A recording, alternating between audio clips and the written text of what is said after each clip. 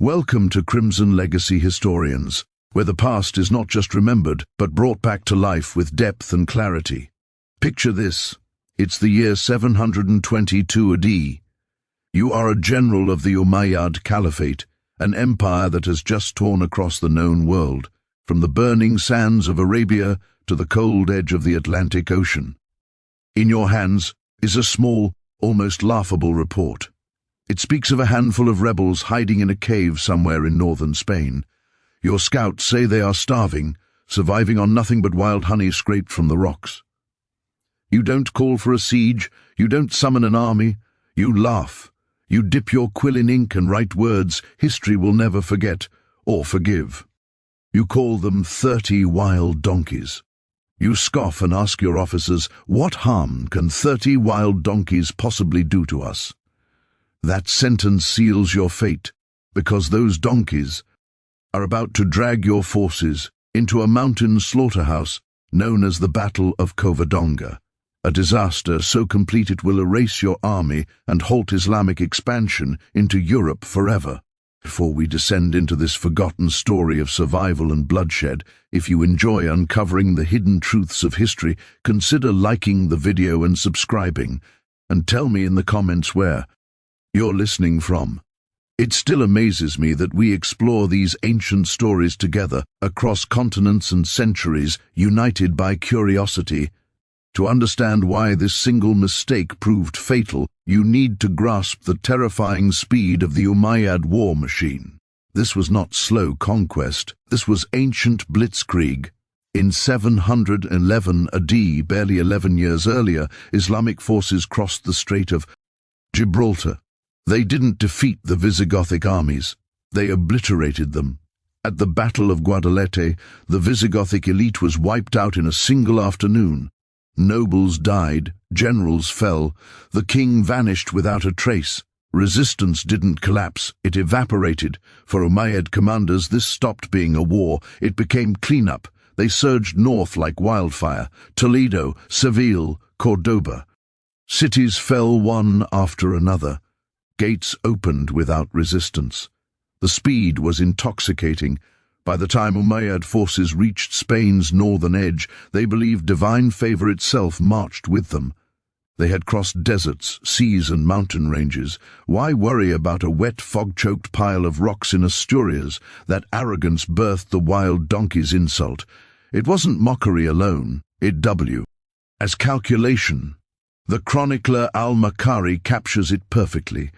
The governor of Al-Andalus studied the map and saw a tiny pocket of resistance hiding in the Picos de Europa mountains. Marching troops through those narrow passes would be costly and irritating. Why bother? Winter was coming. Cold would kill them. Hunger would finish the rest. If they wanted to live like animals in caves, then let them die like animals in caves. But the Umayyads missed one critical detail. They saw numbers, 300 men versus an empire of millions. They did not see who those men were. These were not peasants. They were the surviving core of the Visigothic royal guard, battle-hardened veterans who had watched their kingdom burn, men who had retreated to terrain where cavalry was useless. And they follow. A leader named Pelayo, a man who did not want survival.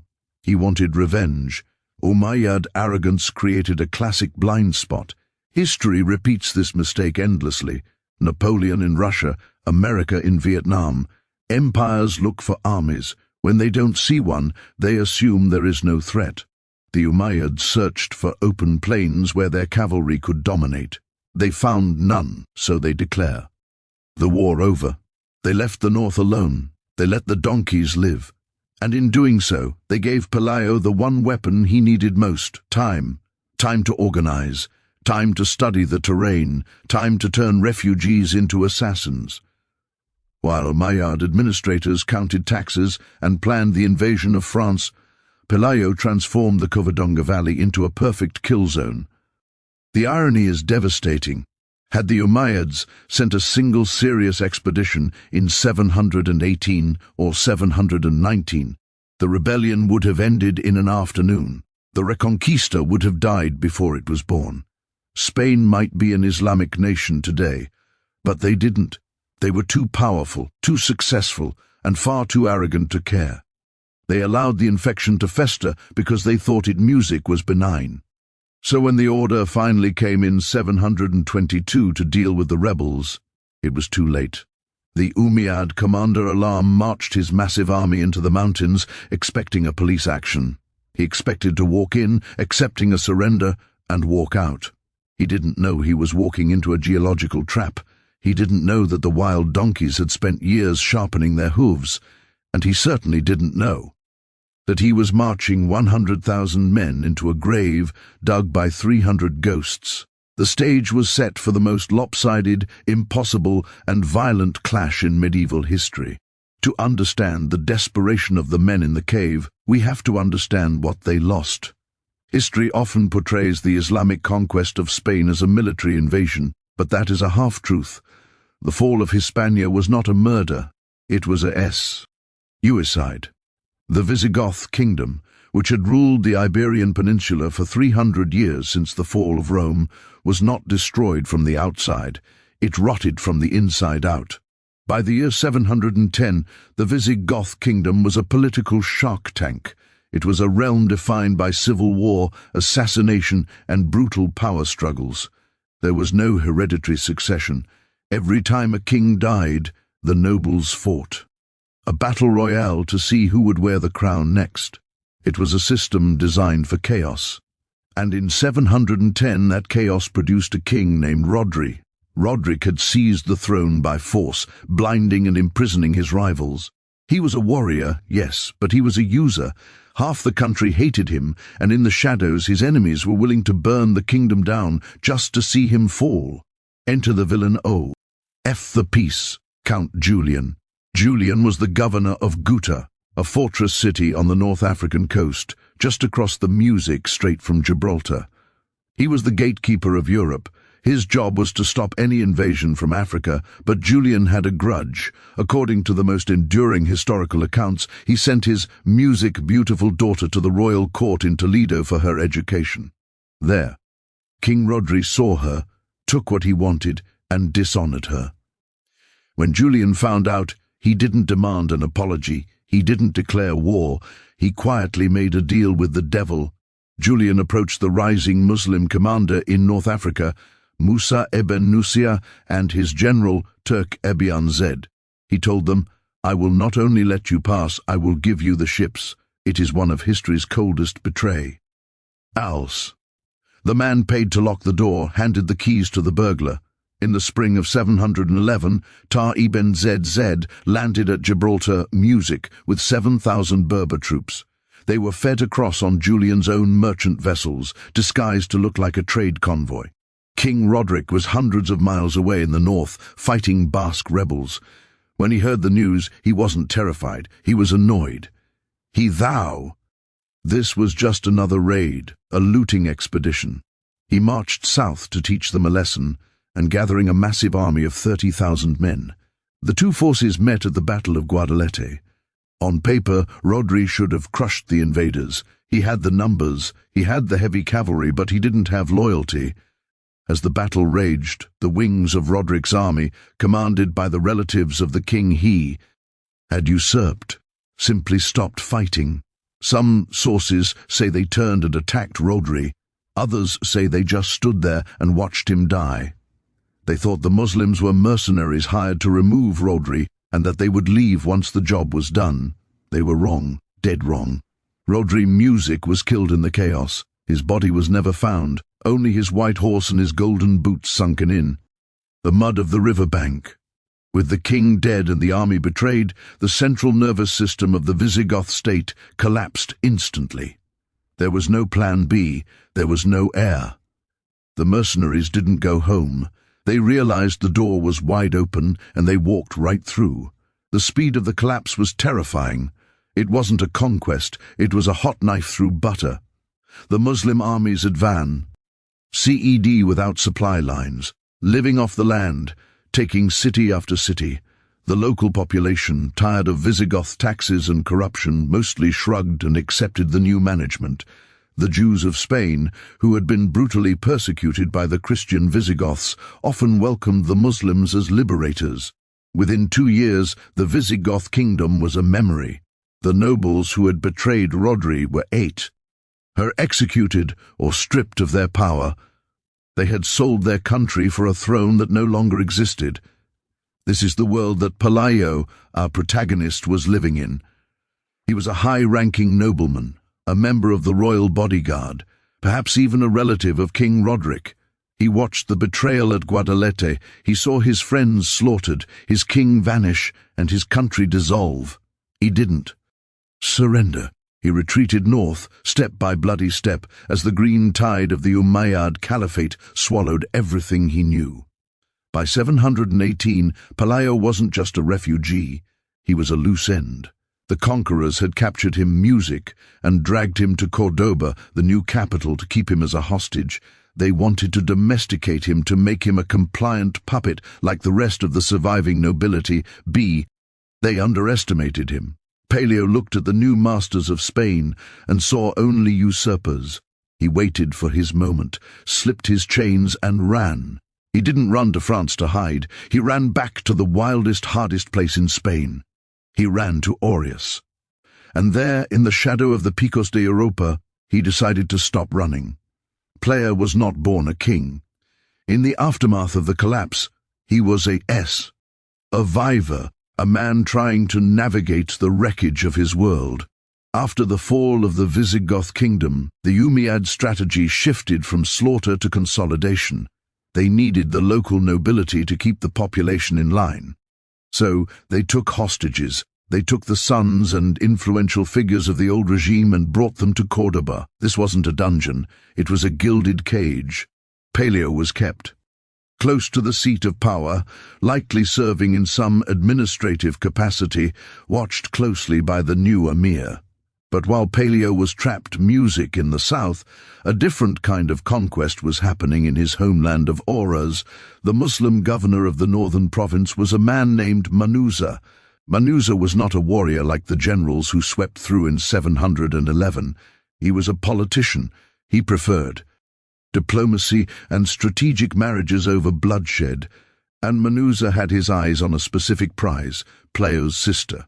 Historical accounts vary on the details. Some say her name was Adicinda, some say she was forced, others say it was a political arrangement, but the core conflict is undeniable.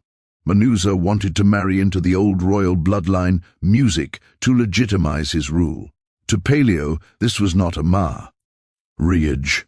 It was the final insult. It was the genetic eraser of his family. It was the conqueror taking the last thing the conquered had left. When news reached Cordoba that Manuza was moving to claim his sister, something in Pelayo snapped.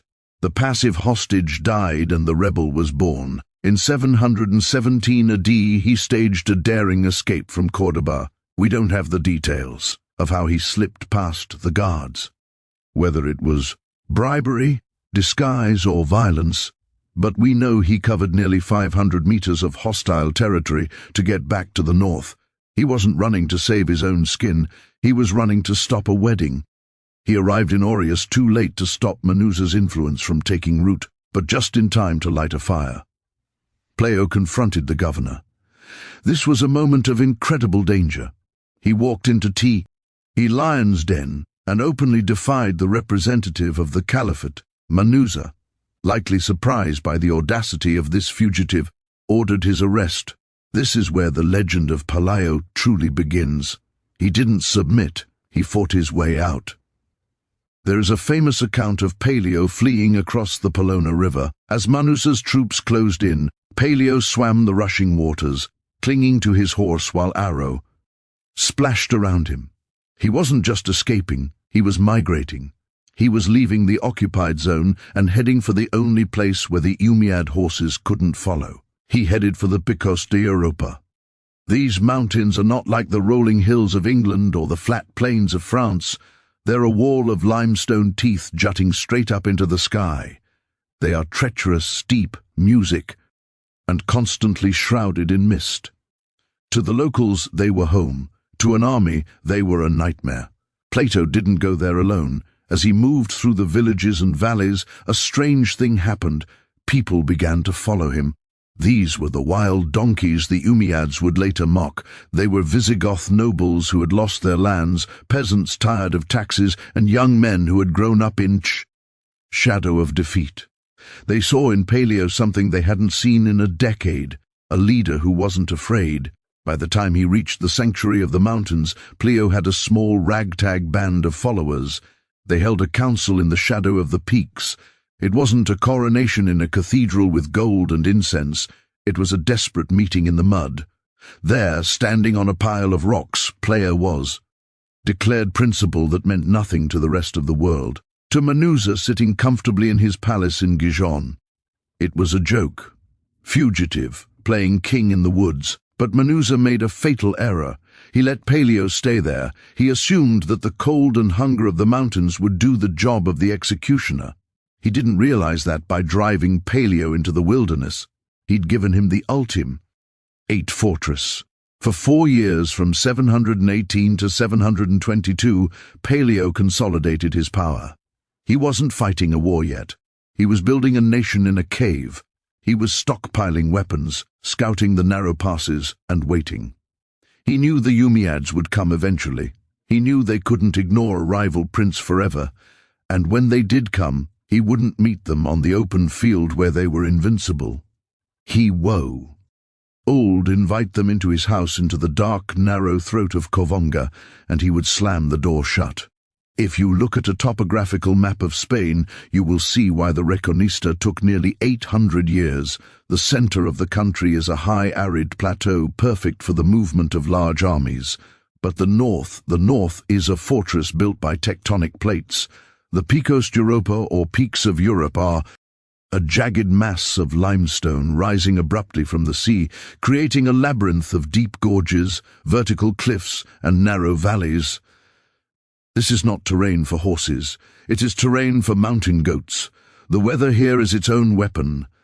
The Atlantic winds slam into these peaks, creating a perpetual cycle of rain, fog, and snow for an Umayyad soldier raised in the deserts of Arabia or the warm plains of North Africa. Marching into Auras was like marching onto an alien planet. To understand the tactical genius music of Pelayo, you have to understand the specific location he chose for his last stand, Covadonga. The name comes from the Latin cova dominica, meaning cavern of the lady. It is a natural cave carved into the sheer face of a cliff, hovering above a narrow valley where two rivers meet. It is a geographical cul-de-sac, a dead end. To get to the cave, you have to funnel your army through a deep wooded gorge. In military terms, this is what we call a force multiplier. The Umayyad army, commanded by General Alchemar, numbered anywhere from 80,000 to 180,000 men, according to Christian chronicles. Modern historians suggest a more realistic number, perhaps 10,000 to 20,000 effective combatant. It didn't matter if Alam had 10,000 men or 10 million. The valley was so narrow that only a few music men could fight abreast at any one time. Think of it like the Battle of Thermopylae, where the 300 Spartans held the hot gates. But Covadonga was even better. At Thermopylae, the Persians could eventually flank the Spartans. At Covadonga, there was no flank. There was only the cliff on one side and the river on the other. The Umayyad numerical advantage was instantly nullified. In fact, their numbers became a liability. A massive army in a narrow gorge is not a force, it's a traffic jam. Pelayo knew that the Umayyad strength lay in their heavy cavalry and their archers, but horses break their legs on these rocks.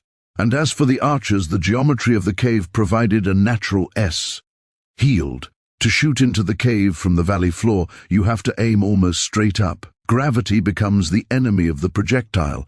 This was the trap. Pelayo wasn't hiding, he was baiting. By positioning himself in the cave, he was inviting alarm to come and get him. He was betting everything on the arrogance of his enemy. He knew they wouldn't stop to think about the terrain. He knew they would. See a trapped rat and reach in to crush it. And he was right. In the spring of 722, the Umayyad army entered the valley. They brought with them Bishop As, a high-ranking churchman who had collaborated with the invaders. Oppas was there to offer Pelayo one last chance to surrender, to appeal to his reason. But reason had left the building a long time ago. The stage was set not for a negotiation, but for a collision between two worlds. The irresistible force of the Caliphate and the immovable object of the Orient Mountains. Before the first arrow was loosed, the General Alamar decided to play his political trump card. He did not send a warrior to the base of the cave. He sent a priest. Riding forward on a mule dressed in the finery of his office was Bishop Oppas. Oppas is one of the most fascinating and reviled figures in Spanish history. He was the son of a previous king, a man of high noble birth and a prince of the church. But to the men hiding in the cave, he was something else entirely, a collaborator. Oppas represented the faction of Visigoths, who had decided that it was better to be a live servant than a dead king. He had kept his wealth, his position, and his head by bowing to tea. He knew masters in Cordoba. He rode up to the mouth of the gorge within shouting distance of Pelayo. The historical chronicles, specifically the Chronicle of Alonso III, record the conversation that followed. While we must always be skeptical of speeches recorded years later, the essence of this dialogue captures the soul of the conflict perfectly. Oppas didn't threaten Pelayo. He tried to seduce with logic. He shouted up to the cave, "Pelayo, my brother, you're a wise man. You know the reality of our situation. The entire army of the Goths, with all their chivalry and strength, could not stand against the Israelites. Every great city in Spain has fallen. How can you on this little mountain hope to succeed where an entire kingdom failed?" It was a seductive argument. It was the voice of Asen. Oppas offered him a deal. "Come down, pledge loyalty to the Caliphate, and you will be allowed to govern this region as a friend of Cordoba. You will be rich. You will be safe. You will have a future for the starving men in the cave shivering in the damp cold." This offer must have been incredibly tempting. Why die for a kingdom that no longer exists? Why not take the deal? But players respond. Changed history.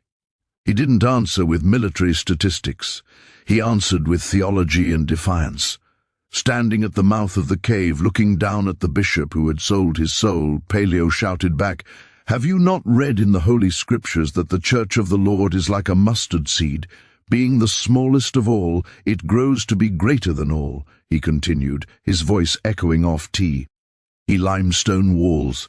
I will not associate with the Arabs in friendship, nor will I submit to their rule. For we rely on the mercy of God that from this little mountain the salvation of Spain will arise. From this little mountain." With those words, Pelayo drew a line in the sand, or rather in the rock. He rejected the new normal. He declared that the conquest was not a permanent reality, but a tempo. Rare tribulation. Oppas, realizing that words had failed, turned his mule around and rode back to General Alcamar. The bishop's report was brief and chilling. "He will not surrender," Oppas told the general. "You must fight, but be careful, for only God knows what the outcome will be." Alamar, the seasoned commander, lightly sneered. He had heard enough speeches. He looked up at the cave, at the here cliffs, and at the ragtag group, music of rebels. He didn't see a mustard seed of resistance. He saw target practice. He raised his hand. The drums of war began to beat, and the order was given. Slings and arrows, the vanguard of the Umayyad army, consisting of slingers and archers, moved into position. Their job was to suppress the rebels, to rain death into the cave mouth so the heavy entry could storm the slope. It was a standard tactic.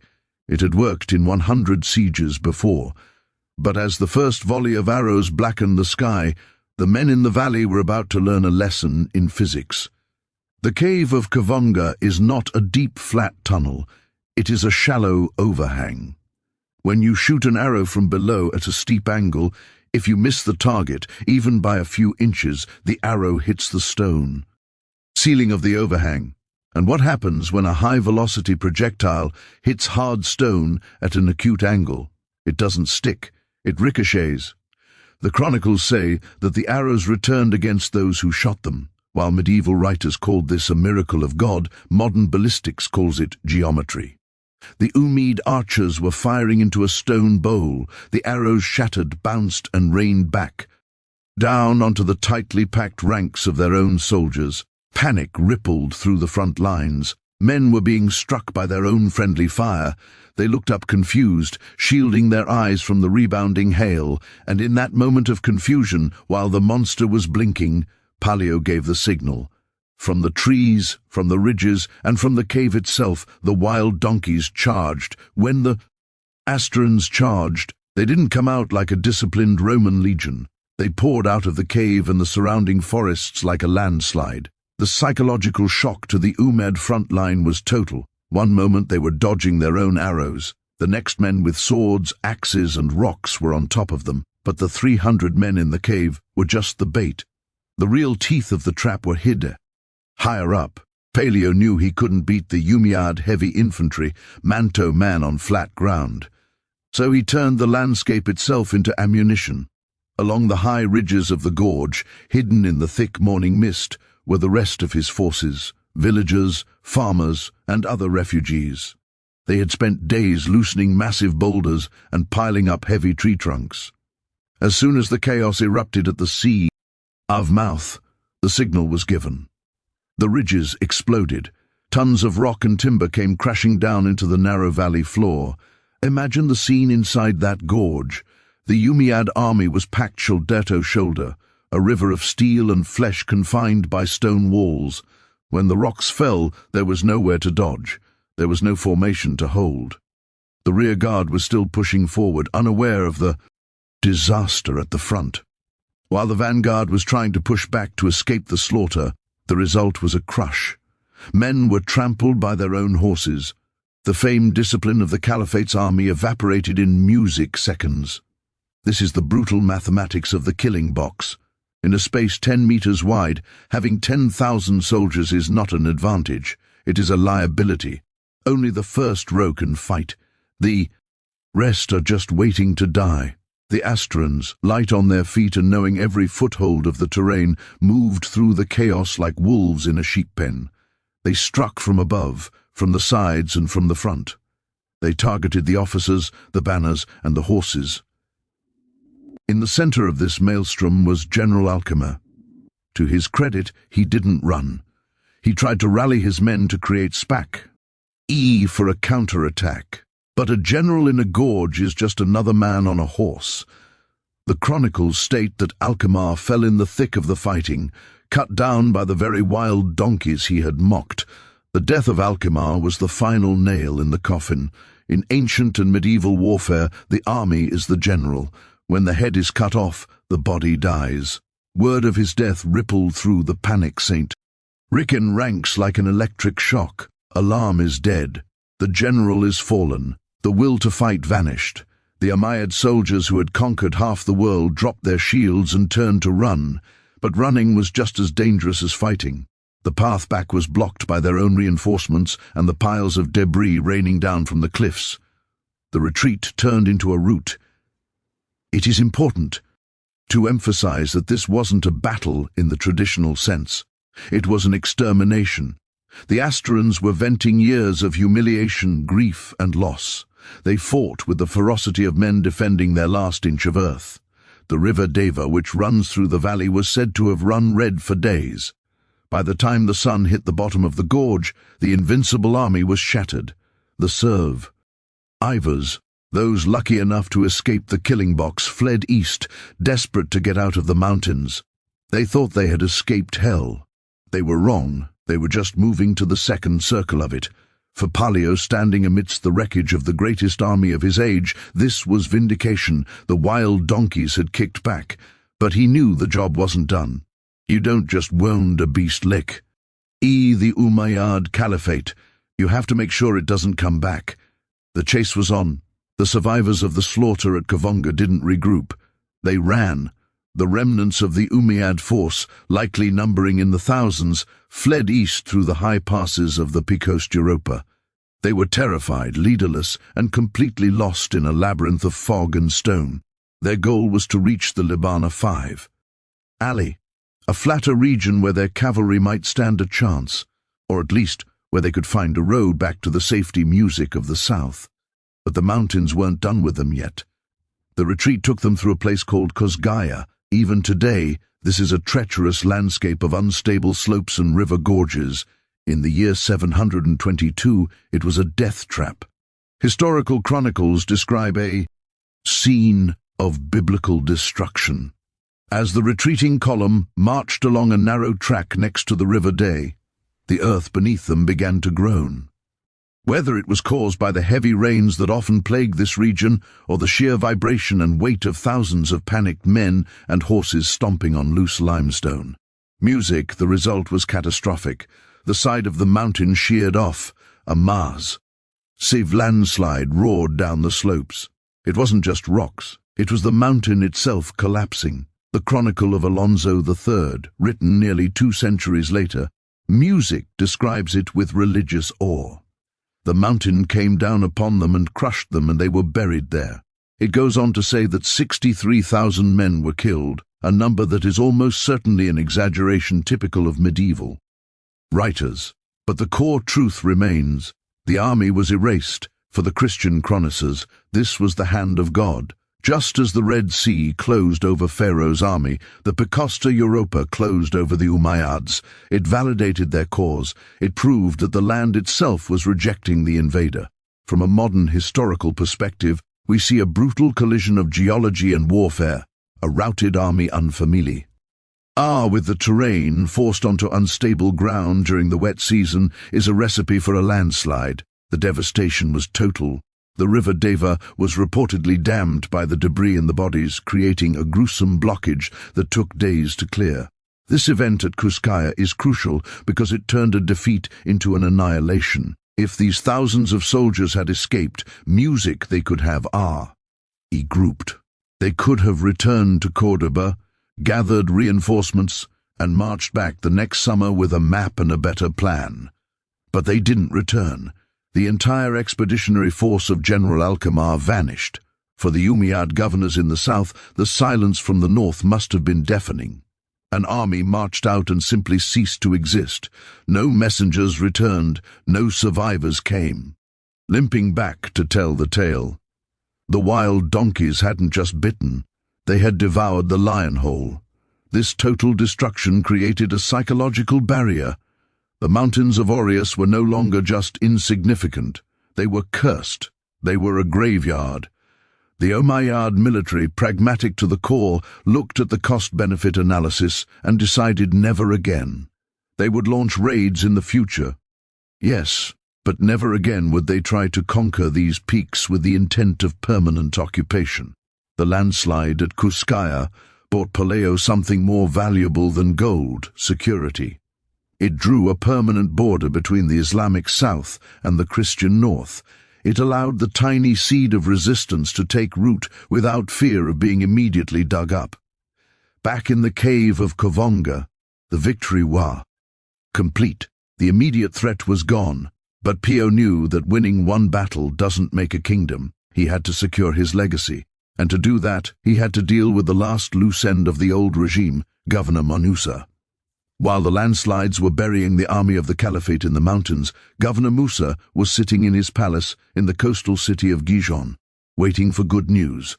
He expected a messenger to arrive with Pelayo's head in a bag. Instead, he got silence, and then he got rumors.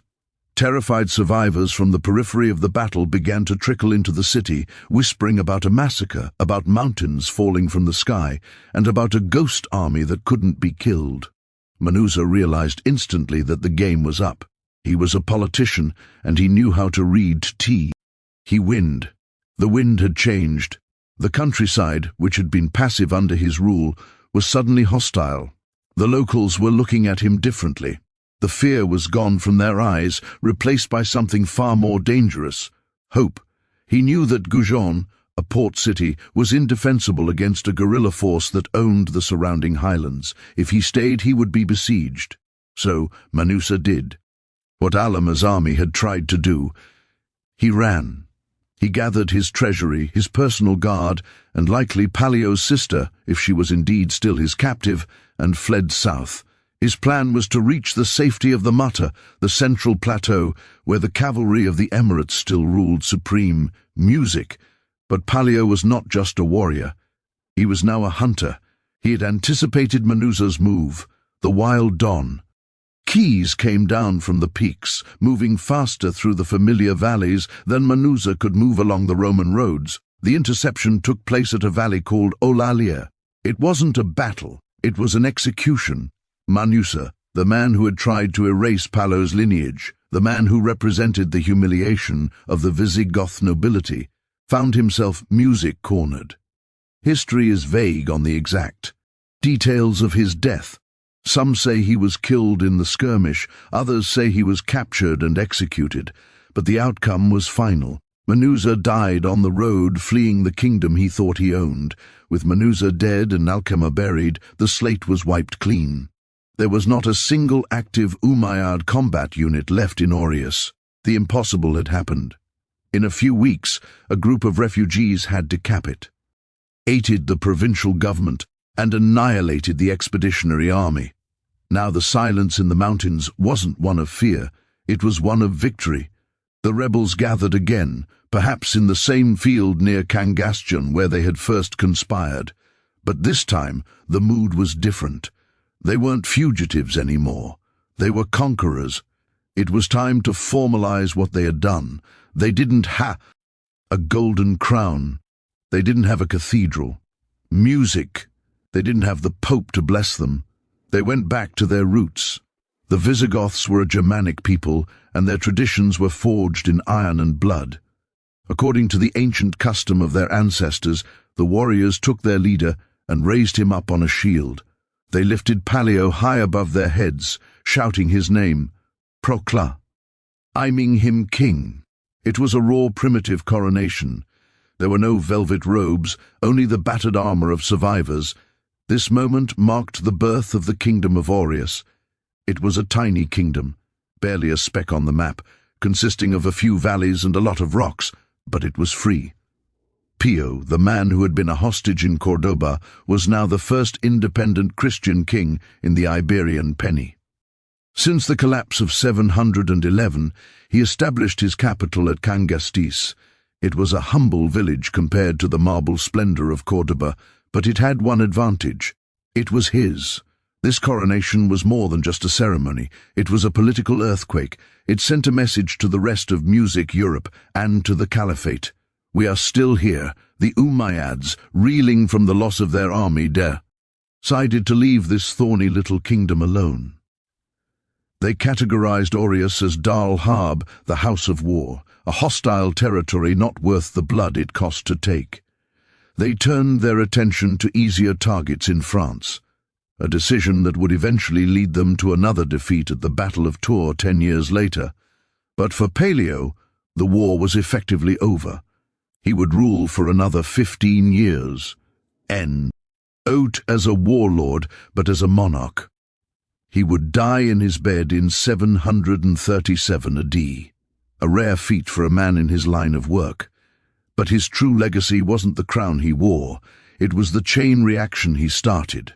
When Don Pelayo died in 737 AD, by all rights, his kingdom should have died with him. History is littered with charismatic rebel leaders who win a few battles but whose movements disintegrate the moment. They are put in the ground.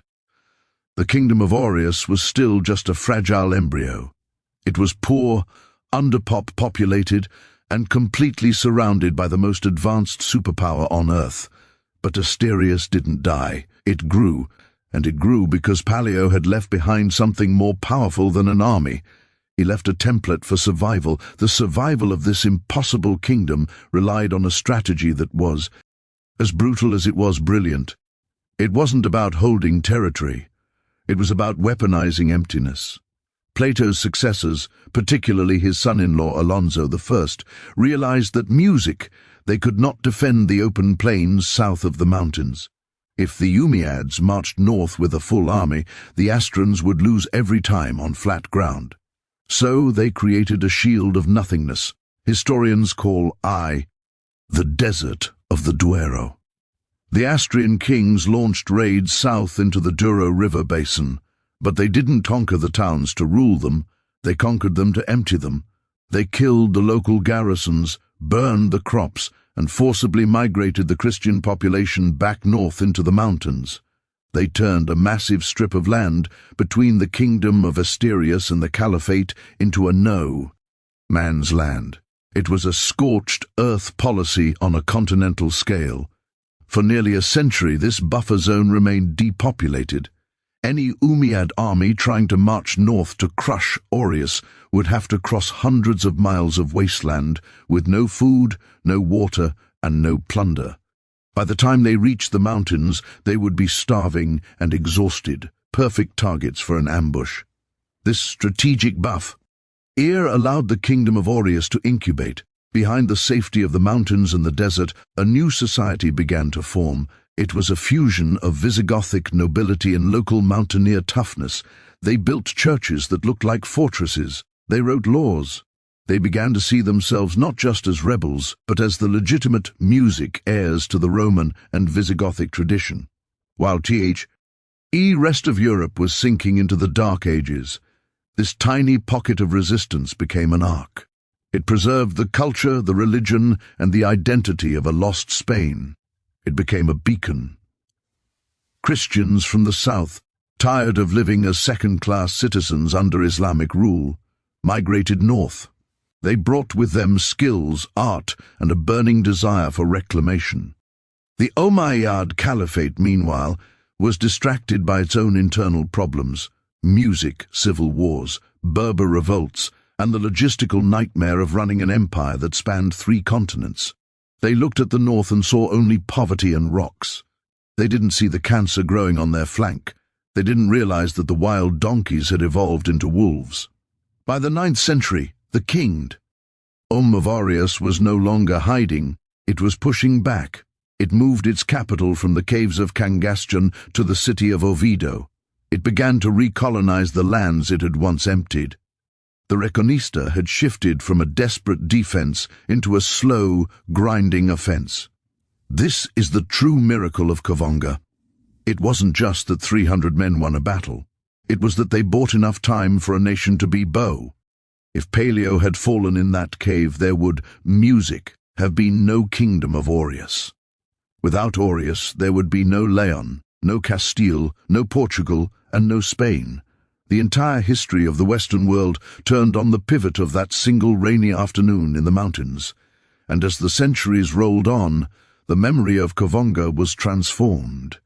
It ceased to be a tactical ambush and became a ional myth. The cave became a shrine. Pelayo became a saint in armor. The victory was proof that no matter how dark the night or how powerful the enemy, resistance is never futile. But to truly understand the scale of what began there, we have to fast forward. We have to look at the long road that stretches from the cave of Covadonga in 722 to the gates of Granada in 1492. It is terrifying music to think how thin the thread of history actually is. If General Alama had been a little more patient, if a stray arrow had struck Pelayo in the throat, or if the rocks at Cuscaya had held firm just a few seconds longer, the world we live in today would not exist. Historians often play the what-if game, and the Battle of Covadonga is one of the biggest what-ifs of all time. Without this victory, Islamic rule over the Iberian Peninsula would likely have become absolute. There would have been no kingdom of Aureus to push south. There would have been no Portugal, no Spain, and without Spain, there would have been no Queen Isabella in 1492 to finance a crazy Genovese sailor named Christopher Columbus. The languages, religions, and cultures of the entire Americas would be unrecognizable. The geopolitical map of the modern world was drawn in that cave, but Pelayo didn't know any of that. He wasn't fighting for the discovery of the new world. He was fighting for his home. The war he started, the Reconquista, would last for 770 years. It is the longest war in human history. It was a grind of centuries, fought by generations of kings and queens who looked back at that cave as their spiritual origin. When the Catholic monarchs Ferdinand and Isabella finally conquered Granada in 1492 and ended Islamic rule in Spain, they didn't see it as a new conquest. They saw it as the completion of the mission Pelayo started. Today, if you travel to the Picos de Europa, you can still visit the Holy Cave. It is a place of profound silence, broken only by the sound of the waterfall crashing into the pool. Below, it has become a sanctuary, a cathedral of nature. Inside, carved into the rock wall, is a simple tomb. The inscription on the tomb of King Pelayo reads, "Here lies King Pelayo of Odo." It was he who in this marvelous place began a new reign that arose from the ashes. It is a humble resting place for a man who saved a civilization. But perhaps that is fitting. Pelayo was not a man of palaces. He was a man of the mountains. He reminds us that history is not always made by the massive empires or the invincible armies. Sometimes it is made by a handful of people backed into a corner who look at the impossible odds stacked against them and simply say, no.